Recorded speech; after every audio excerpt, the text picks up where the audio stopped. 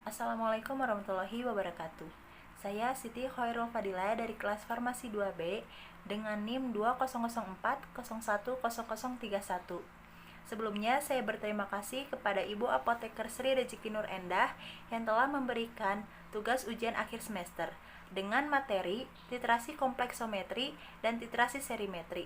Di sini saya akan memaparkan materi tersebut.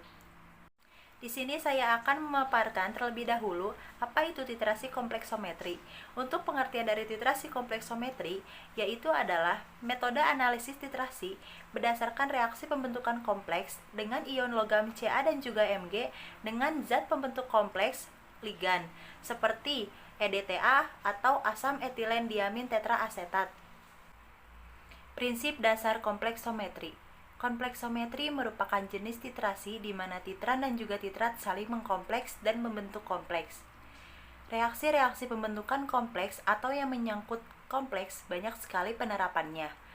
Tidak hanya pada titrasi, karena itu perlu pengertian yang cukup luas tentang kompleks. Sekalipun di sini pertama-tama akan diterapkan pada titrasi. Contoh reaksi yang terjadi yaitu Ag plus ditambah 2Cn menghasilkan AgCN2. Untuk reaksi yang kedua, Hg2 plus ditambah 2Cl menghasilkan HgCl2.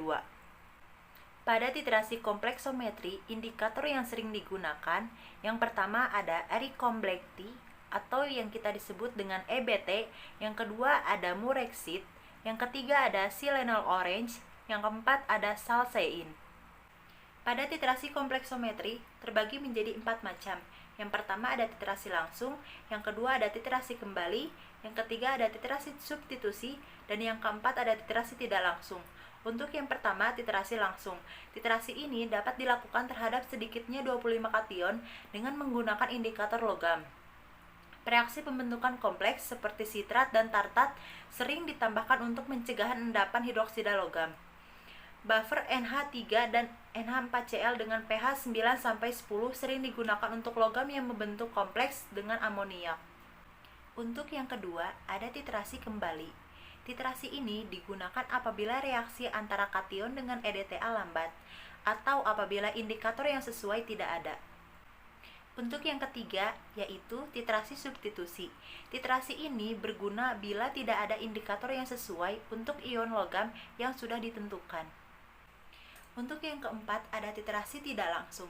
Titrasi ini beberapa jenis telah dilaporkan, antara lain penentuan sulfat dengan menambahkan larutan baku barium berlebihan dan menitrasi kelebihan tersebut dengan EDTA. Juga fosfat sudah ditentukan setelah pengendapan sebagai MgNH4PO4 yang tidak terlalu sukar larut, lalu menitrasi kelebihan Mg. Untuk materi yang kedua, yaitu titrasi serimetri. Pengertian dari titrasi serimetri ini merupakan titrasi yang menggunakan larutan baku serium sulfat untuk zat uji yang bersifat reduktor. Prinsip dasar dari titrasi serimetri yaitu larutan uji dalam suasana asam dititrasi dengan larutan baku serium sulfat. Untuk indikator yang sering digunakan yaitu feroin sulfat, difenil sulfonat, dan juga serium sulfat. Untuk reaksi yang sering terjadi pada titrasi serimetri ini, yaitu perubahan warna indikator pada titik akhir titrasi adalah dari merah menjadi biru pucat. Titrasi dilakukan dalam suasana asam, karena pada kebasahan yang relatif rendah, mudah terjadi hidrolisis dari garam serium sulfat menjadi serium hidroksida yang mengendap. Oleh karena itu, titrasi harus dilakukan pada media asam kuat. Untuk kelebihan dari titrasi serimetri ini, yang pertama, yaitu sangat stabil pada penyimpanan yang lama dan tidak perlu terlindung dari cahaya, dan pada pendidihan yang terlalu lama tidak mengalami perubahan konsentrasi. Untuk yang kedua, kurang berwarna sehingga tidak mengkaburkan pengamatan titik akhir dengan indikator.